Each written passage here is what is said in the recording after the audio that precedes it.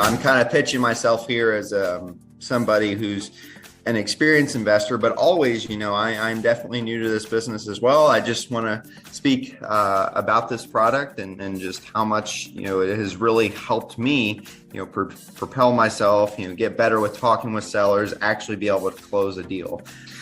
My strategies right now have been primarily direct mail, cold calling, and cold texting. And I've found a lot of success with Real Estate IQ, especially being able to get in front of customers, have engaging conversations. And of course, I'm hoping to use all of that to build my own business and eventually retire off. Excited to be here, and I want to say a big thank you to Real Estate IQ. They have the absolute top leads in the industry and just make investing effortless for all of us as real estate investors here in Texas and obviously everywhere else that they're focused. And I'm proud to be associated with Real Estate IQ. Love what you guys do and love how you all help investors so that we can focus on the thing that makes us the most money, which is the job of real estate investing. I wanted to jump on this morning and give a shout out to Real Estate IQ. I began my journey with them a few years ago, just using some of the more basic products, the off-market leads. And since then, growing and visiting and talking with not only Steve, but other people who are involved with Real Estate IQ, I've had the opportunity to actually not only be a client, but I also became an investor with them. And that is one of the beauties of being able to be part of Real Estate IQ, is it gives you the opportunity to grow as an investor, especially in real estate.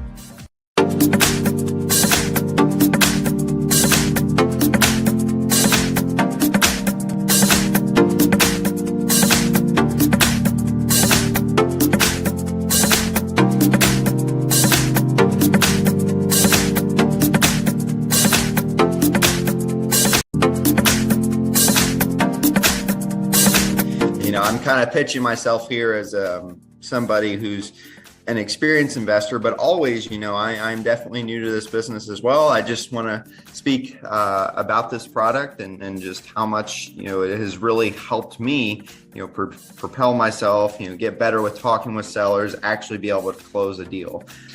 My strategies right now have been primarily direct mail, cold calling, and cold texting. And I've found a lot of success with Real Estate IQ, especially being able to get in front of customers, have engaging conversations. And of course, I'm hoping to use all of that to build my own business and eventually retire off. Excited to be here, and I want to say a big thank you to Real Estate IQ. They have the absolute top leads in the industry and just make investing effortless for all of us as real estate investors here in Texas and obviously everywhere else that they're focused. And I'm proud to be associated with Real Estate IQ. Love what you guys do and love how you all help investors so that we can focus on the thing that makes us the most money, which is the job of real estate investing. I wanted to jump on this morning and give a shout out to Real Estate IQ. I began my journey with them a few years ago, just using some of the more basic products, the off-market leads. And since then, growing and visiting and talking with not only Steve, but other people who are involved with Real Estate IQ, I've had the opportunity to actually not only be a client, but I also became an investor with them. And that is one of the beauties of being able to be part of Real Estate IQ, is it gives you the opportunity to grow as an investor, especially in real estate.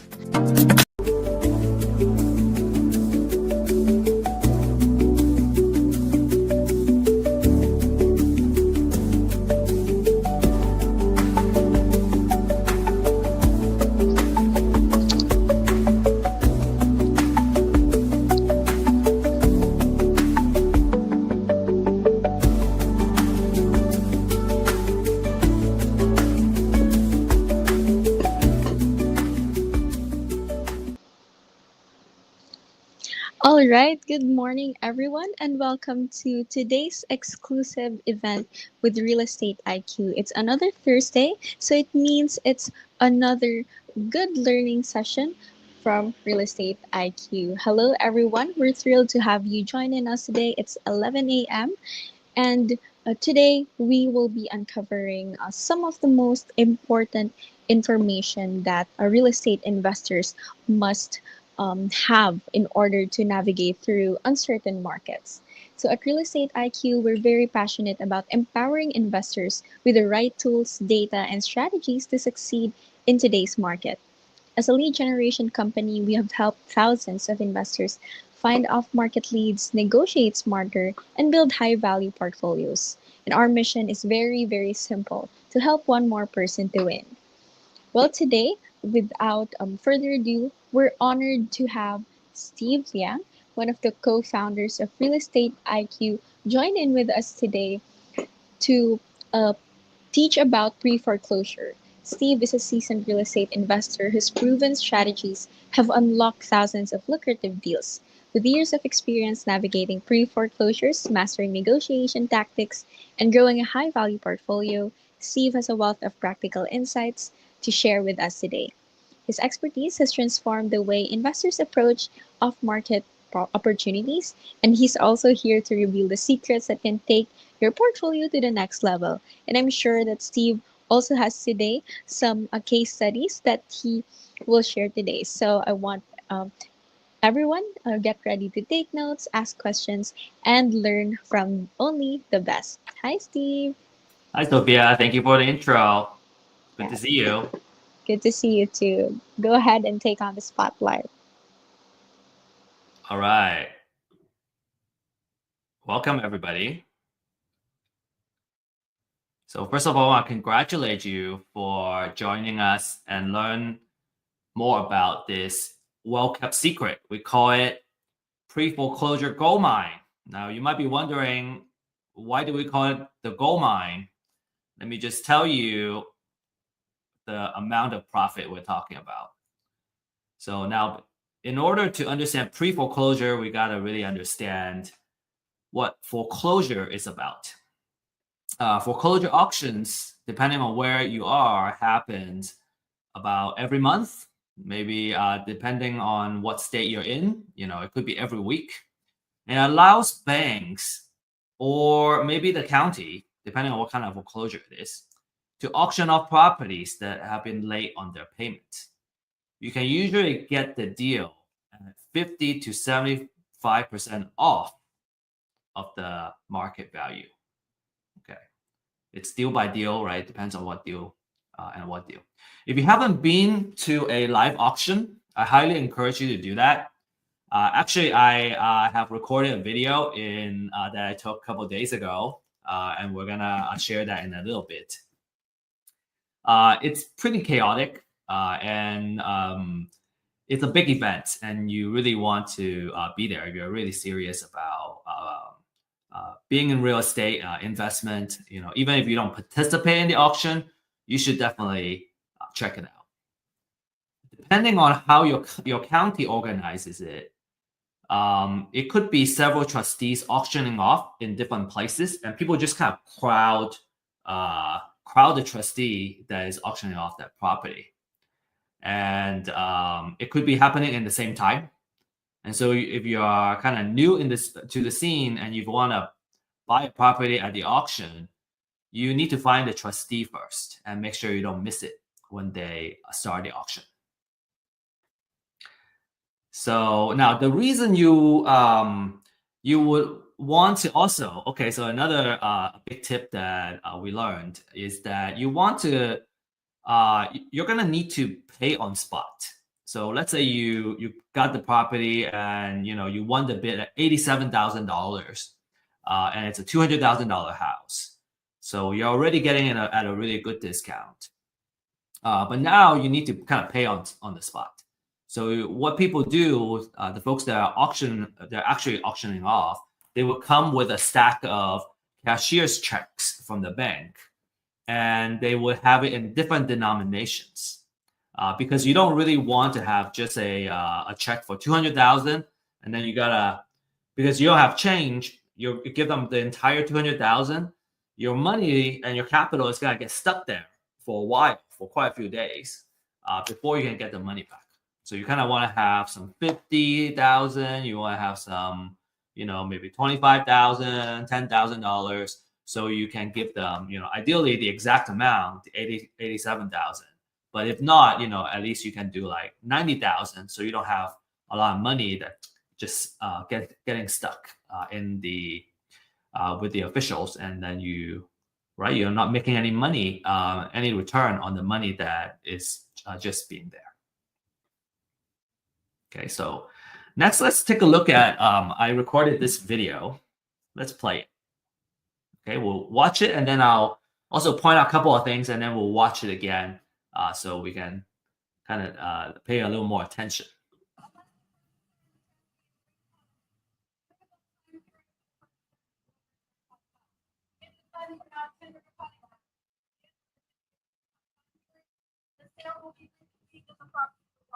Yeah, okay, so really short video, about 10 seconds or so. So a couple of things, I'm gonna play again, but a couple of things I wanna point out for you is, number one, the lady was announcing and she was making the disclaimers before the auction start. So the auction hasn't started, she was just kind of reading off the things that you should know about before you really actually participate in the auction, such as you're buying it sight unseen, there might be other liens on the property and all that stuff.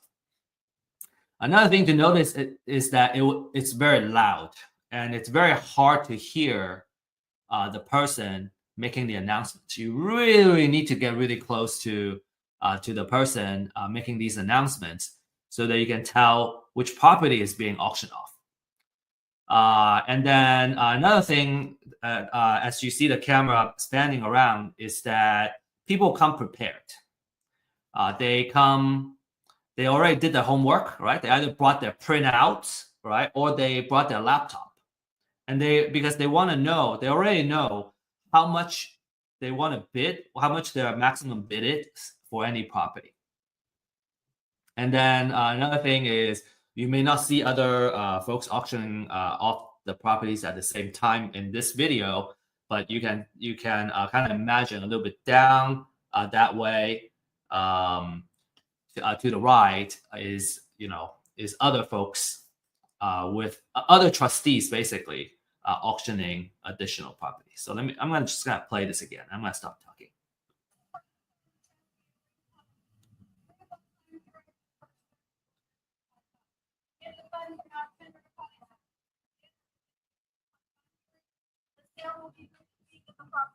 Yep. Okay.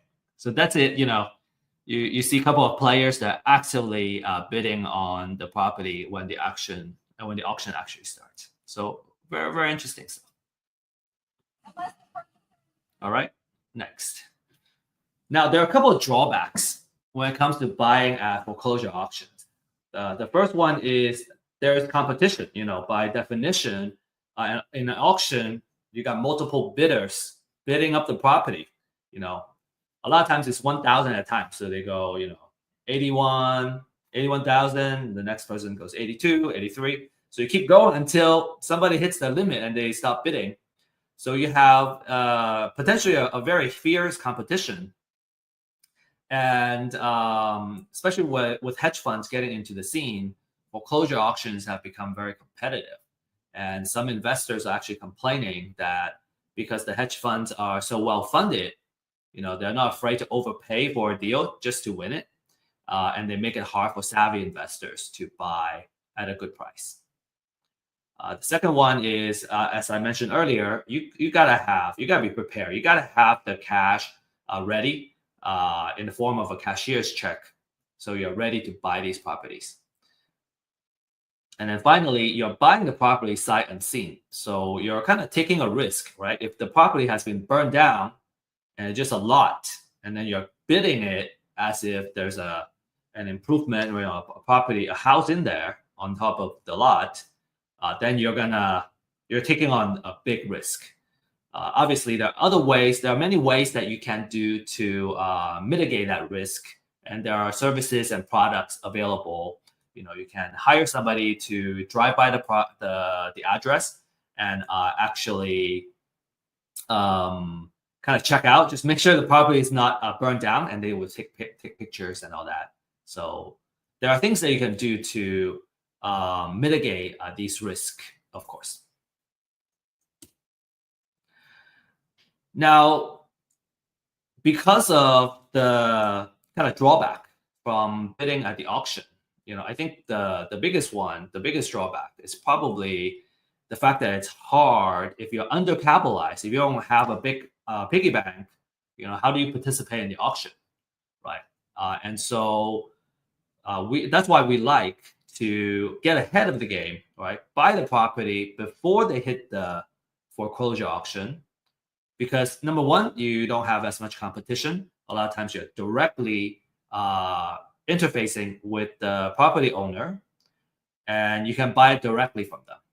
You can still get it from for a pretty good discount, and then again, you can directly negotiate with the seller, and you can meet with them face to face and all that, and make sure that you're buying it at a price where you can make a profit.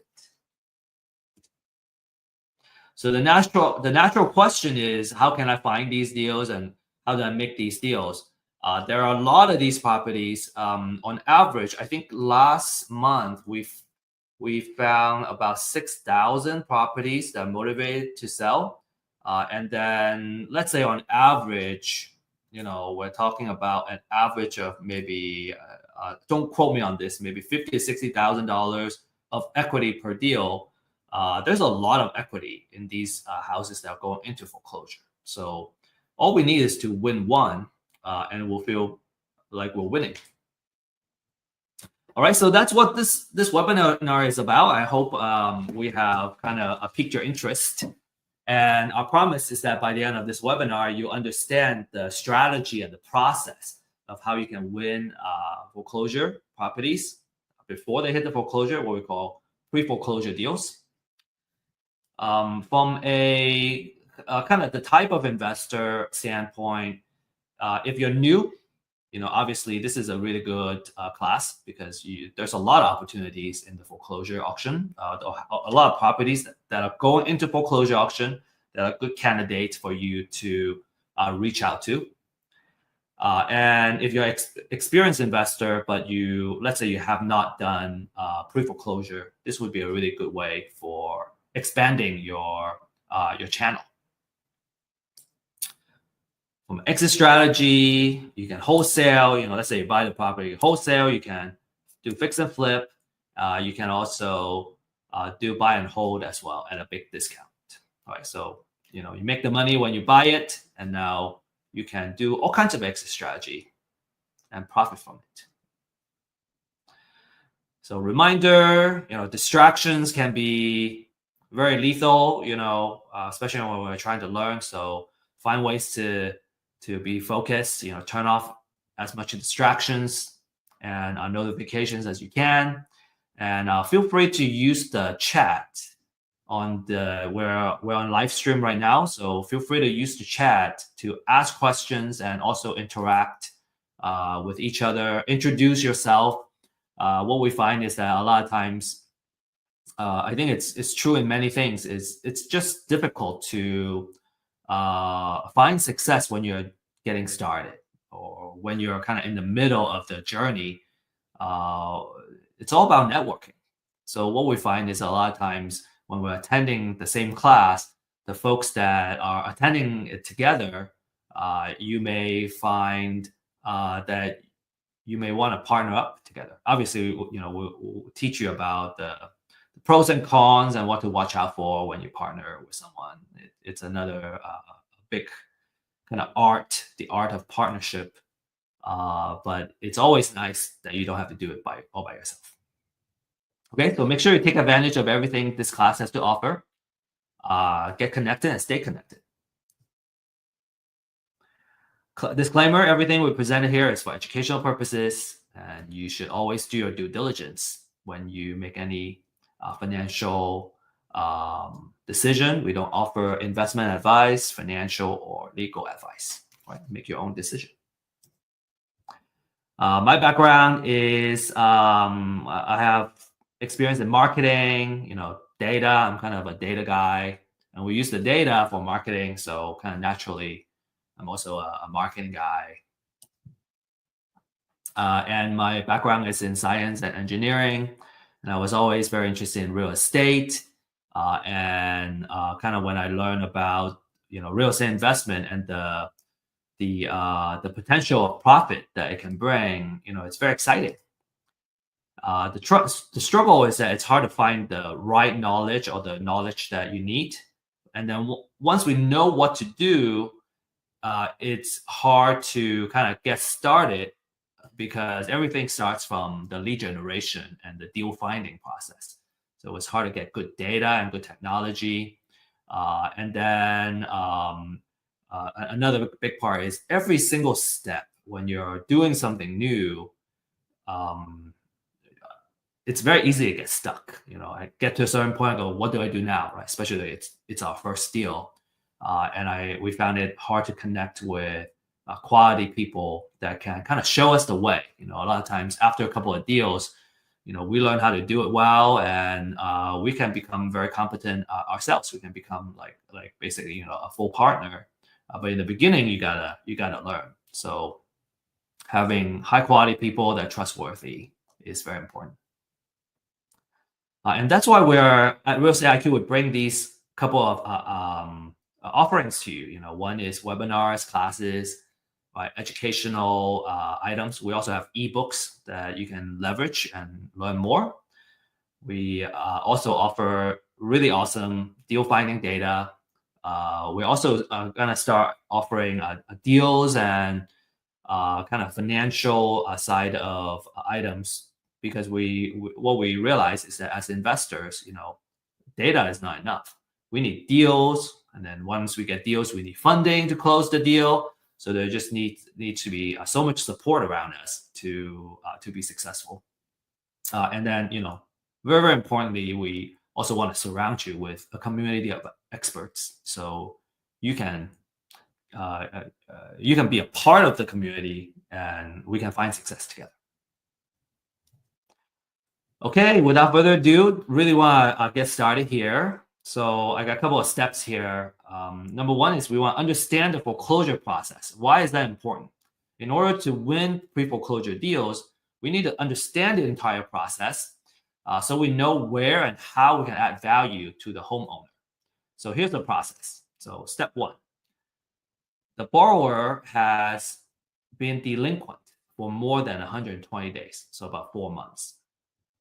Okay, so that triggers the lender to say, hey, we need to send a letter of demand, and the borrower needs to start getting current on their payment. The borrower will have at least 30 days to pay off the delinquent payments, or they will send a notice of default and an intent to accelerate the loan. So basically kind of accelerate a loan and start a foreclosure process. So after the cure period expires, the lender will file a notice of sale at the county the property is in, and you would wait. You would need at least 21 days before it would get auctioned off. So let's say, in Texas, we have the auction that happens on the first Tuesday of every month, which is just 2 days ago. And let's say the filing happened on the first of the month, right? And it's not that Tuesday yet. It's not gonna go into that immediate Tuesday, but it'll go to the following Tuesday, first Tuesday of the month. So that at least there are 21 days before the next auction. The property is usually auctioned off between 10 and 4 p.m. Different counties are different. Houston, for example, has the auction at a conference center. Most counties will have the property auctioned off at the courthouse. And it's like rain or shine or snow, it will happen. In fact, just a few days ago at the Dallas auction, it was raining, super hard. So it added more to the noise. It's super hard to hear, and it was wet too. The good thing is there was an overhang and it blocked off most of the rain. But if for some counties where you just need to be there with your poncho, if it rains, if you want to really participate in this. So the property will either sold to the highest bidder, or it will go back to the lender and become a REO. REO stands for real estate owned property. It goes back to the lender. So at foreclosure auction, okay, after it gets foreclosed, the borrower may still owe money even after the foreclosure. And if the total debt is not fully paid off by the foreclosure sales price, the lender may choose to seek what we call a deficiency judgment against the borrower. So what that means is there's a possibility where the homeowner, normally do they lose the house during the auction, they will owe more money. So it's a really tight spot, really bad spot for them. Okay, and a lot of owners need to understand it. Sometimes they just go, I give up. I'm just gonna, let go into foreclosure. Well, not so fast. Maybe you need to consider, what are some consequences if you let it go there.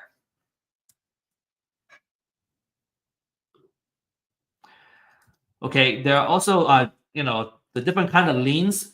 If there are junior liens on the property, so let's say the foreclosure is about the primary mortgage, and there are maybe some second liens and city liens, all kinds of liens, HOA liens on the property.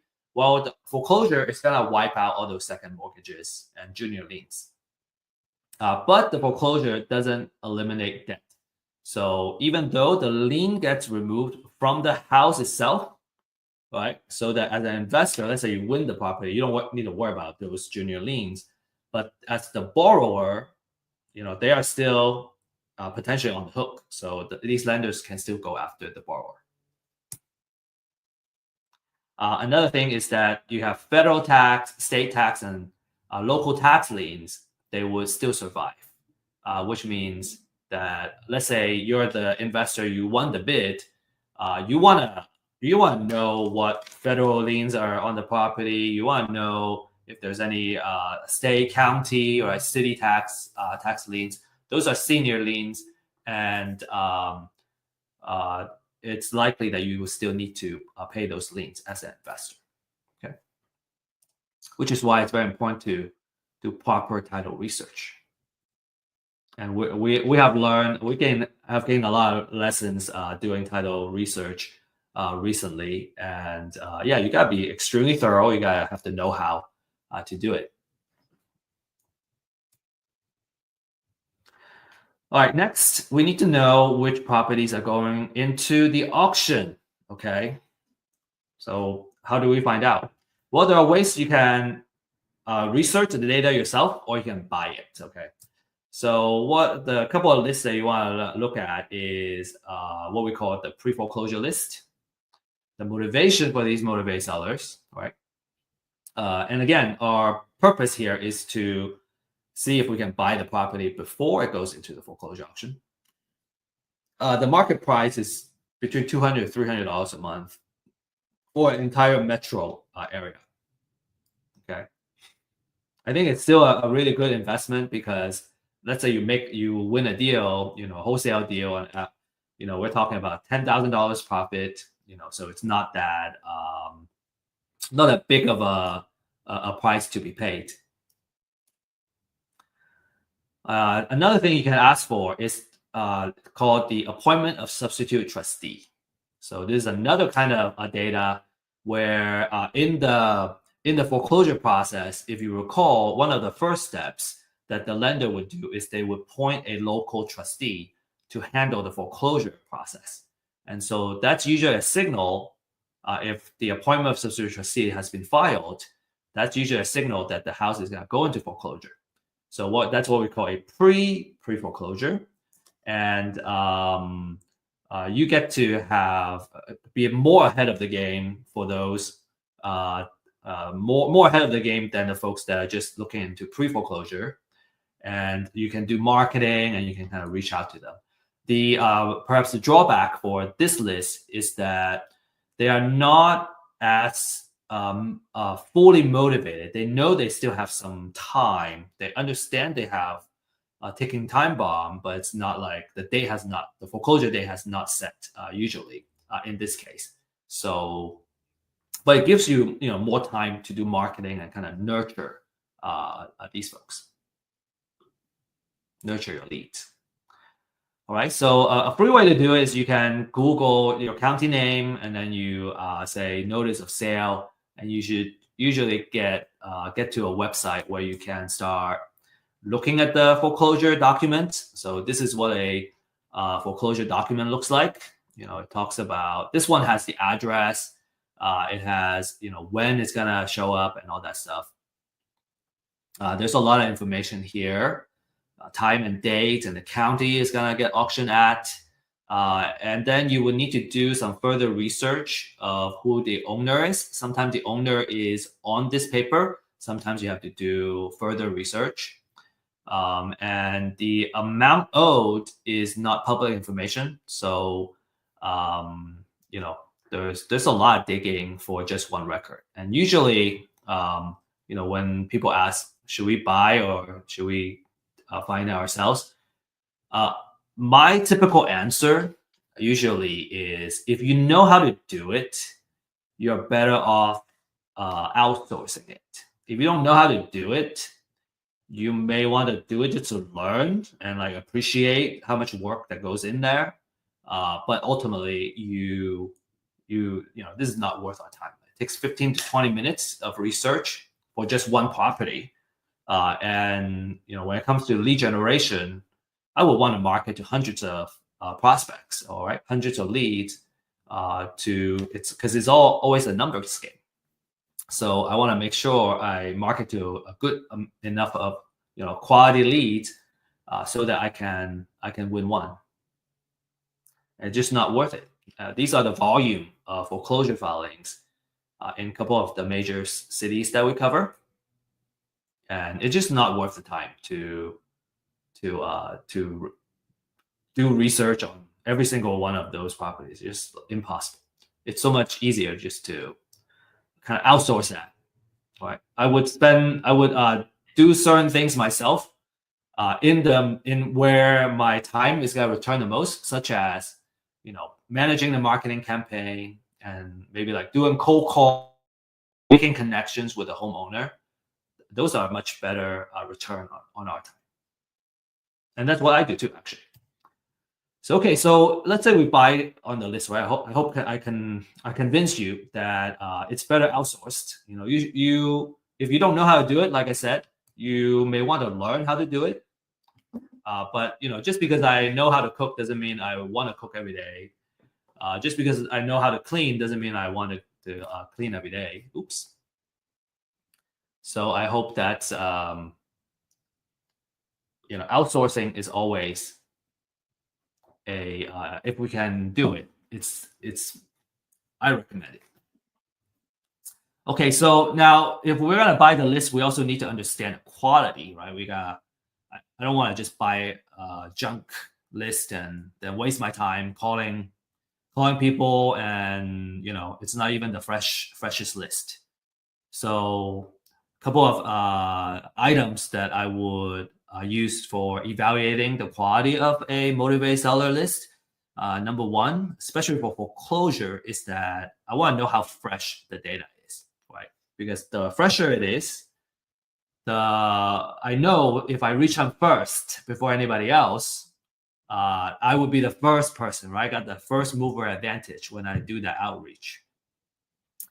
The second one is the extent of research.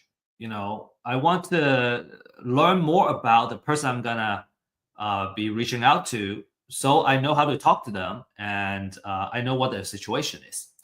One of the key metric that I look at is how much equity is in the property, and you gotta research several locations, different places, and run the calculation in order to come up with an estimated equity on the property. And I find that, and also our clients too, we find it one of some really important information to go in, because if the property doesn't have a lot of equity, chances are it's hard to make a workable deal with the owner. There are different exit strategies, right? Of course, but in general, we want to look for properties that have a high amount of equity. And then, we want to know how accurate the information is, right? The quality of the research and the researchers. So some key elements of a quality leads, especially for pre-foreclosure. We want to know the mortgager and mortgagee information. Mortgager is basically the borrower, right? That's the main person I want to do outreach to. That's usually the person that owns the property. Then I want to know the address information of the property, right? How much it's worth, what's the assessed value. And then on the right, I want to know the financial information. So I want to know what the equity percentage is. I usually try to reach out to the properties that have a higher equity, because there is more negotiation room where we can create a win-win situation. In order to do that, we got to know the loan information. So how much loan was in there. So you got, ideally there is title searches and, a deed of trust searches that need to be done to find all this information. Okay, now that we got the list, we want to narrow it down to a more manageable, focused list. And this is where, kind of that filtering is where you can create your own niche that you can focus on, that, say, you're much better at than anybody else. So this is where you create your competitive advantage, okay? And a couple of kind of hot filters that people use are the address. Maybe it's different cities, right? Let's say you want to focus on the city that you live in because you know your city so well, or maybe it's a city that you don't live in, but it's not as competitive. You can filter by the assessed value. Maybe there's a particular price range that you want to focus your deals to be at. I already talked about equity percentage. That's a really popular one. And then you can also kind of look into a couple of these. So ownership would tell you if the property is owner occupied or not. Okay. If it is owner occupied, it means that the person lives in the house. And if it's non-owner occupied, it means the person is very likely a landlord. They live somewhere else. And you can potentially find that they are an out-of-state owner. And, if they don't live in the house, usually maybe they're more likely to sell the house. Okay. You can also look at kind of loan modification and different type of loan.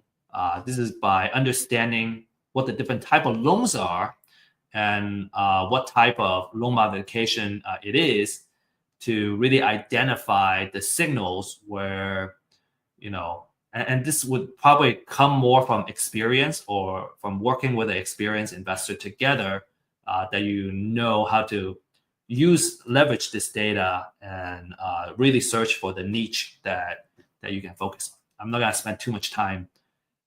We can spend just like 1 hour just talking about each data field here. So let's talk about how to now kind of market to these. Okay.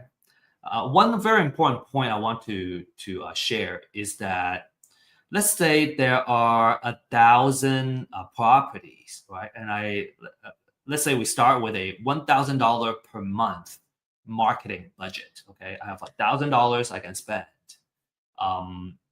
I can either spend $1,000 to reach 1,000 leads, or I can narrow it down to 100 leads and really just focus on reaching this 100 leads. Ideally in multiple ways. I can try to call them, send them letters, right?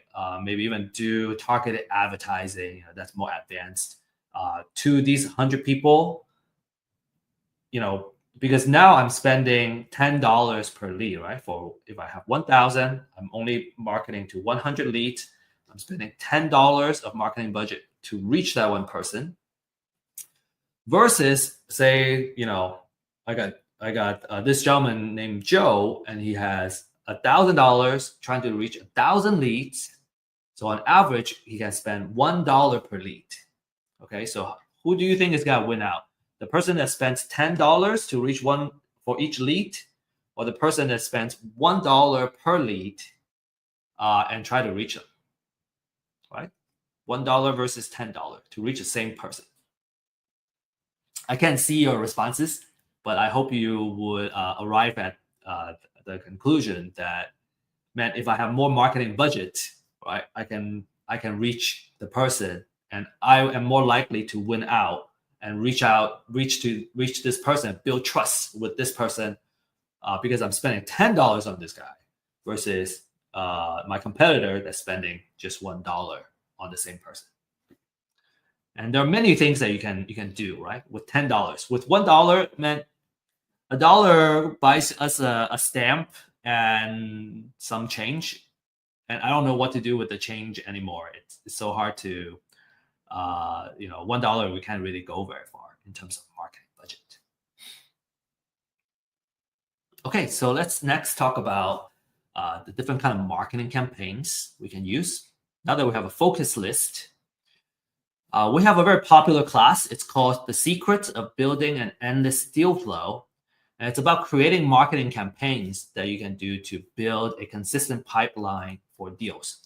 You can really, when it comes to marketing, you can apply it to reaching motivated sellers, or you can apply it to, any kind of business. So it's just a really awesome business class in general.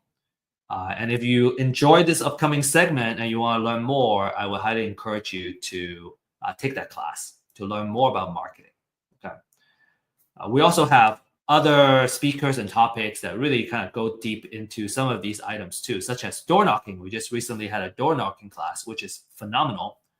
So door knocking means you're showing up at the person's door, right? You need to know their address. You need to know who you're talking to ideally.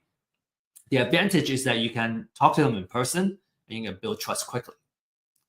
I kind of pointed out here that the effectiveness of a door knocking campaign really depends on the quality of the list, right? You gotta know you gotta have the right address. You gotta know, who you're talking to. This allows you to talk to the homeowners in person, and you get to see the house right away. A lot of times, let's say that they're already ready to sell.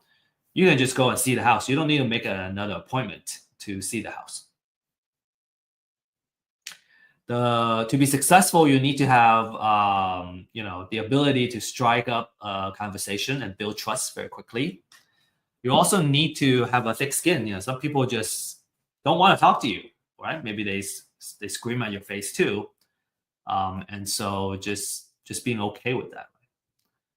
If you're more introverted, like myself, maybe you don't like talking to people. You prefer not to talk to people face to face. You're gonna try other marketing methods. Door knocking is by far the most successful campaign and marketing method that I know. Through our clients. Next is you can do cold call. So we provide a skip trace service. So we skip trace all the properties that are going into foreclosure. You can have multiple phone numbers you can call, and just a tip is that when it comes to phone numbers, because we're using a third-party service, it's very hard to guarantee quality. And usually phone number skip trace, it's just very difficult to get 100% accuracy. So usually we get about 70% hit rate and 70% accuracy. So there are folks that you call and maybe it's a wrong number. That's okay. We got all these numbers, so we can just keep calling. Right? Somebody is always right. Some say some will, some won't, but someone is always waiting. I want to share this cold call script with you. This is also has been shared in another class from our speaker, and I really love their script. So I have started to use it, and that has produced for me as well. So when you call and they pick up. Right. So all you need to say is, hi, is this Mr. Lawrence? And then they go, yes, this is Lawrence. Who is it? And I go, hey, my name is Steve, and I'm just curious if you're aware that your house may be under foreclosure. A lot of times they're already aware. I have had call the same person. That same name, a person with the same name, but just a wrong number, and then they say no. But most people they're already aware, and maybe they're already working with an attorney or something to try to come up with a solution. And so I really like this number 2 and number 3, where number 1 is, have you been able to get with a bank to review any options? Some people may say no, I don't know how, or I'm broke. I don't know what to do. That's a really good opening for you to make an appointment, right? Because our job is really to kind of give them a solution, explore different options where they can see how they can stop the foreclosure. Oh, okay. Another thing that I have learned is that if our approach is to ask if they want to sell, usually I got a lot of a lot of unpleasantness coming back at me, and ever since then I have kind of readjusted my approach and just kind of be an advocate for them. A lot of folks don't want to go through foreclosure, and they don't want to sell. They want to stop the foreclosure. So it's much easier to try the approach of helping them stop their foreclosure and explore the different options that they can do.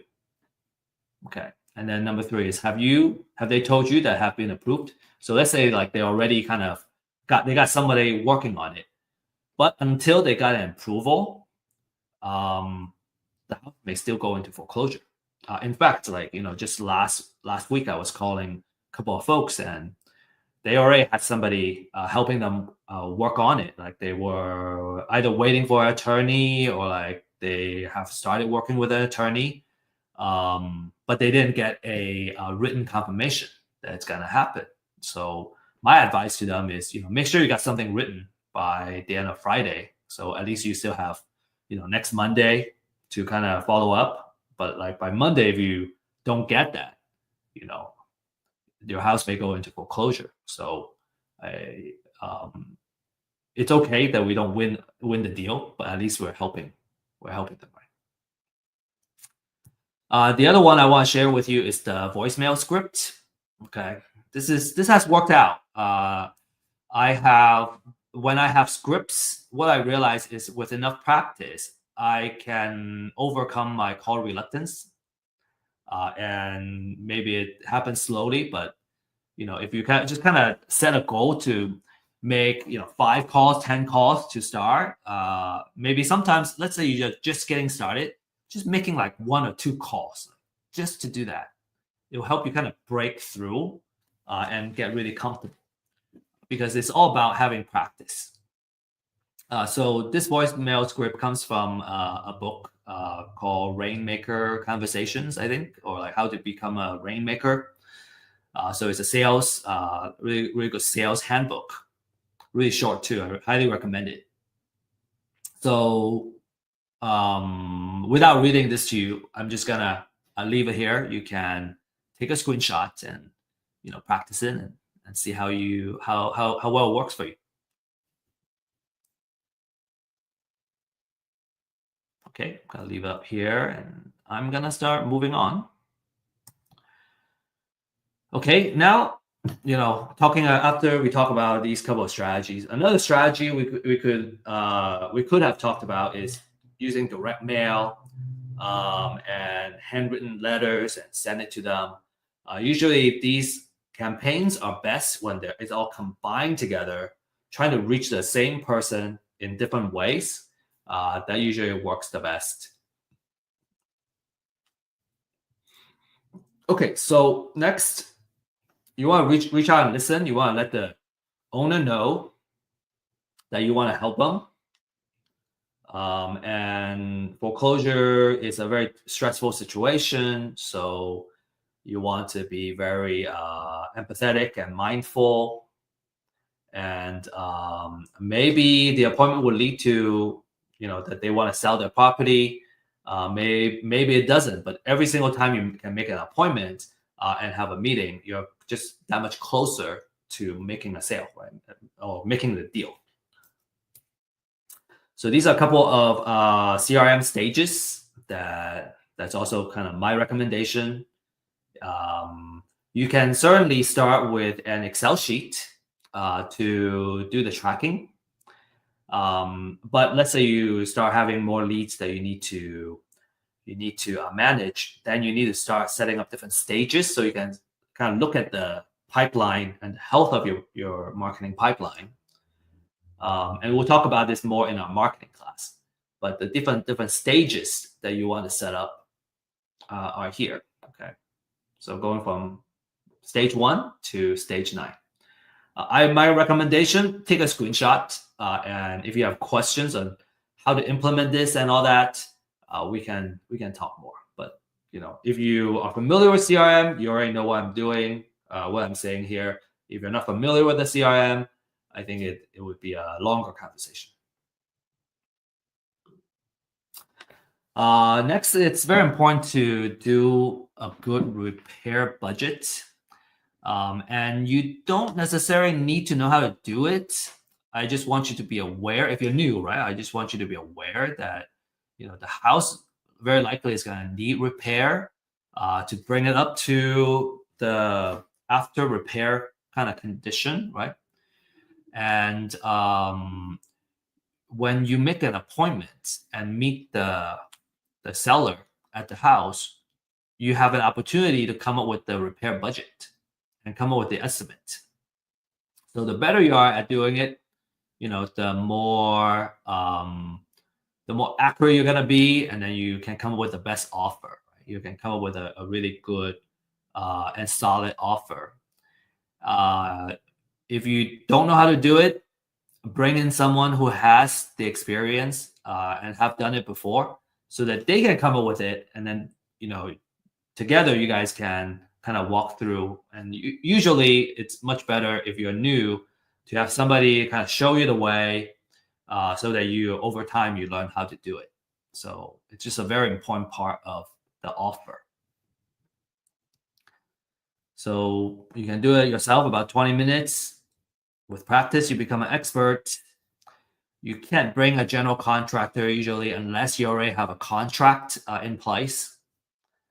And then, like I said, a recommendation is to have a mentor or coach or a more senior partner that can come in and kind of fill that role.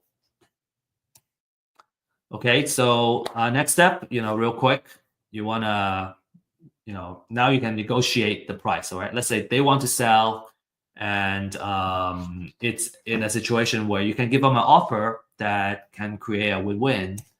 You want to focus on their needs, all right, building trust, getting to know their family situation or their personal situation, and you want to know your numbers. So know how to come up with an offer. And I'm not going to dive too much into the formula to come up with an offer. We're assuming that you know how to do that, or if not, that you're gonna kind of read up the literature on that, what we call maximum allowable offer. Okay, we'll have another class if you don't know how to come up with offers.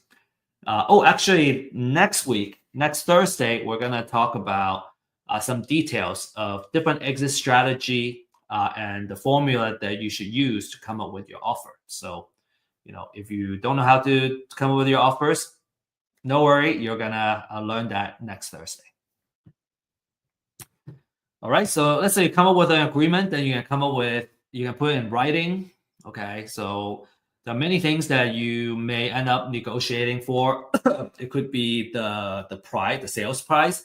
It could be the terms of the payment. Maybe it's just all cash, or maybe it's a owner finance type of deal. It could be how much earnest money you gotta put down. How long it takes to close. There are quite a few kind of discussion points that you gotta finalize in order to put it into a contract. And when I first had to do it, it was also very difficult to learn how to come up with a contract. So, having somebody that can walk you through it is something I highly recommend. You can learn so much faster, when you don't need to struggle through every single step yourself. All right, and then there might be title issues to be aware of as well. You want to know if the property has other liens. Maybe there are junior liens and some senior liens on the property. So you want to work with an investor-friendly title company. Also kind of have a way to do the title research, which I think I'll talk about in a couple more slides. And just understand how to do the homework and do the title research. Closing, I have had very awesome, closing. There was one where let's say you agree on closing on a particular day, and that it just happens. But I think it's a little more of a minority of the case. There's usually some delays, right? Let's say you prepare to be closed on Friday, and actually sometimes it doesn't close until later. So just kind of be prepared for contingencies, and if you have a good contract and a seller you already built trust with, you can minimize a lot of the problems. So, but it's just be prepared for things not going the way that you plan to go, and just be flexible. I remember my first closing; it was very nerve-wracking. You think it's gonna happen to this day, and you're you're just like prepare and on standby this whole time, and then it doesn't happen. Next day it doesn't happen. Next day it doesn't happen. Could be kind of stressful the first couple of times. After a while you get desensitized. You get better at it. Okay, so to recap, okay, we talked about the foreclosure process, understanding how the foreclosure works, and the gap where we can leverage a pre-foreclosure list and outreach and buy the property or help the homeowner stop their foreclosure before it hits the foreclosure auction. We also talk about different marketing methods and the CRM stages that you can set up to manage your leads. Again, if you're interested in the marketing side of things, there's a class that's available. You can also kind of request. I'm more than happy to deliver a marketing class. I always like talking about marketing. So let me show you a couple of case studies. Okay, all of these are provided by our clients, and some of the names have already been blurred out for their protection. This one, for example, is a $46,000, $500 profit, and this is a wholesale deal. Okay, the next couple of deals is all wholesale. These are big profits for a wholesale deal. Typically, just want to set the right expectation. Is that $5,000 to $10,000 per wholesale fee is already a really good profit, and these are just very outsized profits because we have this awesome client that just does so well, and we kind of handpick the most profitable ones. Okay, so the next one is even bigger. The next one is $85,000, and then the next one is $88,000. So again, don't let these big numbers kind of set your expectation. Expect about $5,000 to $10,000 if you wholesale a deal in terms of making how much profit you can expect from a deal. But these outsized profits are not unheard of either, and folks are extremely happy when they can make this much. Yeah, and one of the success stories that I share is actually the client that shared these cases. All right, so you might be wondering how you can get started. So I got a 3-step process for you. Number one is you want to get a pre-foreclosure list. The more information, the more relevant information, of course, the better. So the benefit of having first-hand data is you have the freshest data available. You can get extensive research done, such as estimated equity. And at a very limited time, you can also enjoy the disruptive pricing that Real Estate IQ has to offer. This is an example of what the interface looks like. Very easy to use, simple to use. You can come in, you can export the data, and then you can start doing outreach. So we got 2 pricing here. One is just the address itself, and then the other one is a skip trace. It comes with skip trace, so you can have phone numbers that you can call as well. Again, just wanted to reiterate that skip trace, because it's not our first-hand data, we have to buy from a third party. It's not 100% accurate, and you shouldn't expect to have 100% accurate phone numbers when you skip trace. It's more likely the norm that you're not going to reach the person. And I think if you have that expectation going in when you make cold calls, then every single time there's a good hit, like you go, oh, wow, I hit the voicemail and this is the person I'm trying to reach, I feel excited. So I just want to adjust everyone's mindset, especially for those that are ready to get started. You want to do this with the right mindset, and then you're going to be very, very successful. Number 2 is you want to become a community, find a mentor, join a community, and kind of leverage folks that have done it before. Find someone you can trust, and be willing to be held accountable, right? And help you form the right habits to make happen. Real estate investment doesn't need to be a full-time thing. You can get started with, I think, as little as 5 hours a week. Over time, it may take a little more time, but you can kind of, like, if you're just looking for a side hustle or a buy 1 or 2 properties. It doesn't take up that much of our time, and you can do extremely well. Okay, number 3 is you gotta do the title research. The cost for title research is between 40 to 75 per property, and that's through a title company. There are different service providers that provide title research. We're actually working on a title research project right now, and we want to offer this service at a better pricing than what's on the market right now. All right, couple of success stories. This one is $8,000 profit. No, okay, sorry. The next one is the $8,000 profit. This one is using Real Estate IQ to get his first deal and getting started. Profitable growth with substantial gains. When you don't have to worry about leads, right? You can just focus on the outreach and the marketing. You can just you can stay focused in the most valuable activity, and I think that's just so important when you're getting started. Ismail, $8,000 profit in a recent deal. Kind of on average, right? $8,000. I think that's about right. We see about 7,000, 10,000, 5, 7, 10 is usually the number, right, for a wholesale deal. And then Daryl said, he got 4 deals under contract, and already got about $1 million of contract value, and then he's expecting to make 10 to 15% of profit margin out of that. So, not bad for 9-10 months, and we're talking about $100,000 to $150,000 of like equity that you made. And these are, I think, not a rare story. These are very common stories. If you know how to do it, you got the know-how, you got the right path, the right way to execute. Within a year, maybe sometimes a little longer, you can build a pretty good amount of equity, real estate equity, in the deals, and then you're looking good. Maybe it's not liquid when you sell.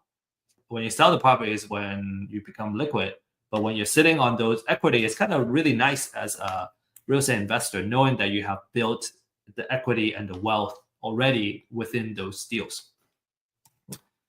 Okay, to learn more, you can use this link here, and maybe I hope Sophia, you can help me send this link on the chat as well, in the class chat, so you can book a one-on-one consultation with us to learn what it's all about. Experience the power of firsthand data. And then the next thing I want to recommend to you is learn by doing. We have an event every Friday at 9:30.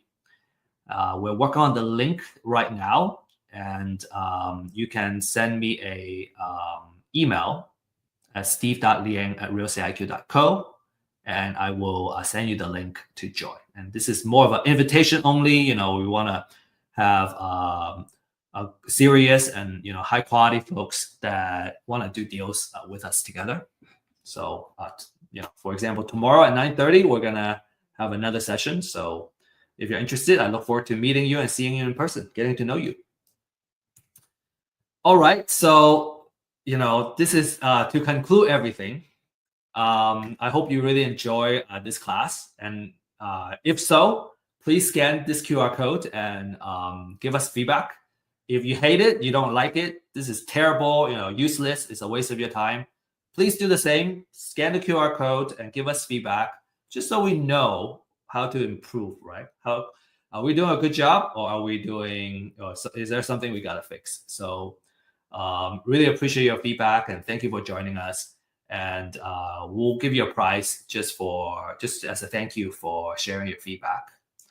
And finally, best of luck and happy investing. Remember, again, that next Thursday we have the next class, which is how to find great investment deals, where we look at the different type of exit strategy and formula that you're going to use to come up with the right offer where you can make money on the deal.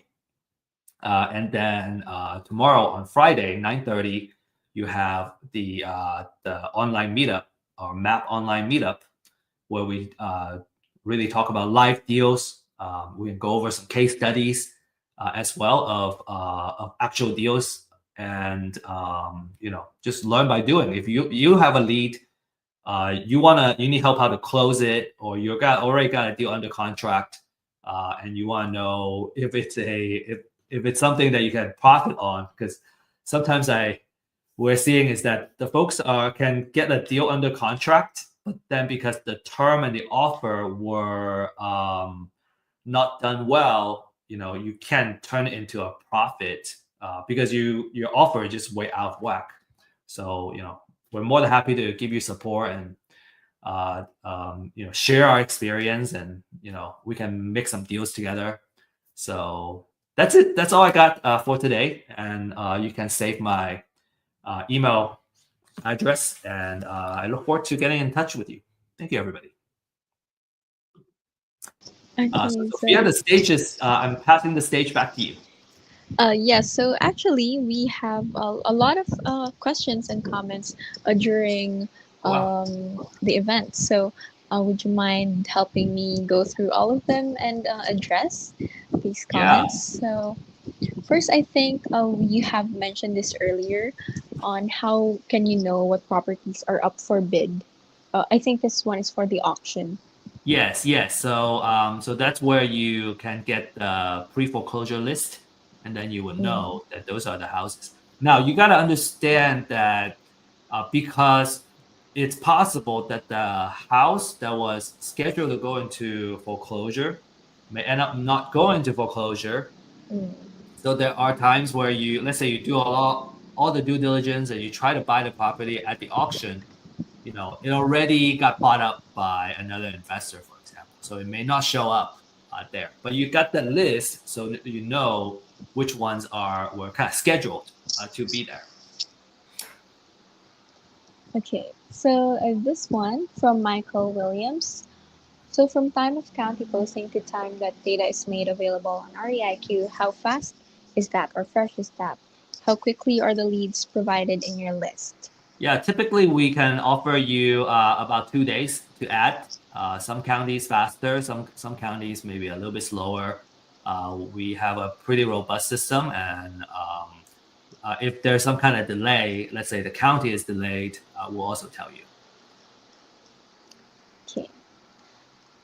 So for our next question from Patrice, how much equity should I consider to know it's a good deal?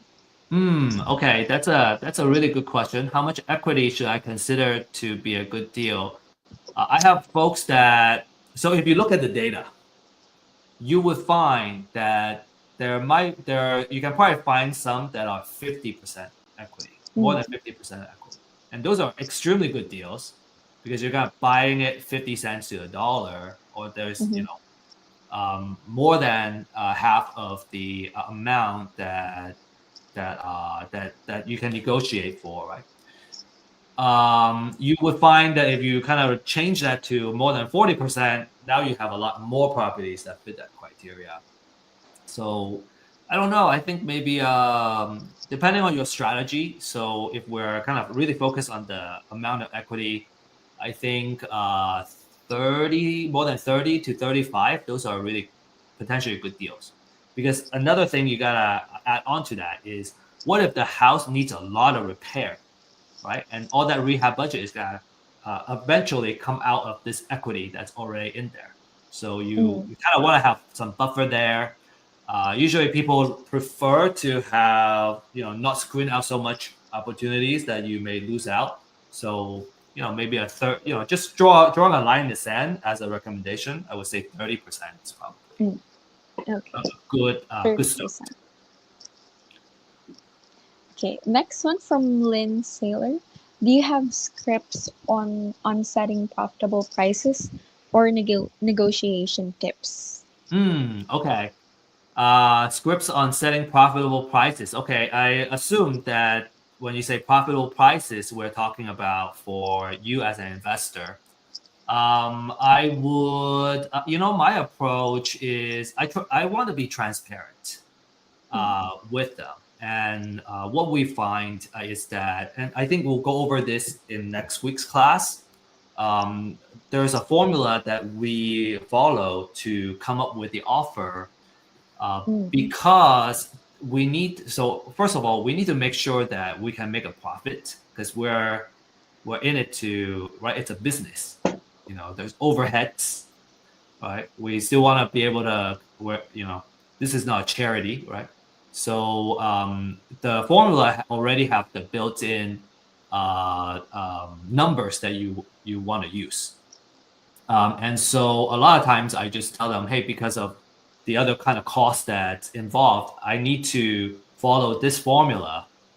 And based on the number, this is how much I can offer. Like, there are folks that really want to know, I just write down the number for them. And then, then we're solving the problem together instead of, going head to head. And I think, at least in this case, you really want to have we're in it, we're facing the same problem together instead of we're negotiating in a hostile situation. Yes, because after all, you need to build a relationship also with the homeowner. So Right, you don't want to be hostile. Yeah, a couple of approaches, our speakers have also shared in the past is, that you guys we are on the same side and there's a bad guy. We're trying to fight the bad guy and we're not fighting each other. And I really like that mindset and the positioning. Okay, well, we have Ray here. Ray is a beginner. I want to learn how to find, approach distressed homeowners, get property under contract, and then wholesale contracts. What is your recommendation? Oh yeah, and Ray, I think my recommendation is to join our class at 9:30 tomorrow. So it's a meetup, and so we can go over the process and all that. This is the how to find, approach, get property under contract, the entire process. We have a 90-day program actually that if you are committed and you're gonna go and execute, we believe we can get you a deal in 90 days. And so you can just follow that process and we'll help you find success, going from beginner to getting your first deal. Okay. So from Robin, I believe that this is for the map class. Do you have to be in Texas to be part of the event? And you don't. You can join us online. It's gonna be an online Zoom event. We find it to be the most kind of inclusive for folks that are not in the same city, for example, and also what do I want to say? It's the most inclusive because we can do it online. Oh, and it's the most efficient because you don't have to actually go to a place. You can just, right? It's just so much easier to meet when we can do it online. Yes. Okay. Then lastly, we have from Maria. What does REIQ's data look like, or what can I get from the data? Yeah, What information? that's also a really good question. I think for the sake of time, we want to direct you to sign up for the one-on-one consultation so that you can kind of see it. Our consultant is going to share with you the data that's available on our portal, and then how you can use that data to do your marketing. What about, so Rodine is asking, the 90-day challenge. Okay, you want to sign up for the 90-day challenge. You can also talk to our consultants. Join our one-on-one consultation and ask about the 90-day challenge. We'll hold your hand and we'll help you make your deal happen. You just gotta commit to like showing up and also doing the work, and you get a deal in 90 days. Okay, so I guess that's all we have for today, Steve. Thank you so much for joining us today. And for next week, I know that this is a two-part class. One is today for pre-foreclosure, and the next one will be next week, Thursday, the same time, on how to find great real estate deals. We will still have Steve as our speaker. And if you want to register and continue this conversation on how to get deals, how to start, then you can register through this QR code. So let's give you time to scan that QR code. We'll give you around 5 seconds. Thank you. Okay. Additionally, we have, again, to reiterate Steve's point, we have a map class tomorrow at 9:30 a.m. So if you want, if you couldn't access or if you couldn't access the email or anything, you can also type in map on the comment sections, MAP, if you're interested, and we can reach out to you personally if you're interested with that. Also tomorrow, we also have a Friday open house at 11 a.m. CDT. So if you're also interested in learning more about real estate IQ, how these pre-foreclosure lists also work, or how does it look like the comment that we got earlier, what can you get from those? Then aside from the consultation, we also have an open house tomorrow, free for everyone to attend. So if you're also interested in that, you can type in Friday on the comment section if you're interested in those events. So let's give you time more to register and comment for our Friday open house and for our map class tomorrow. So the map class would be earlier, 9:30, and the Friday open house would be later at 11 a.m. Okay, so I believe everyone's already registered.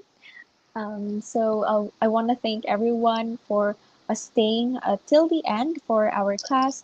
We hope to see you again next week for our events and how to find great real estate deals.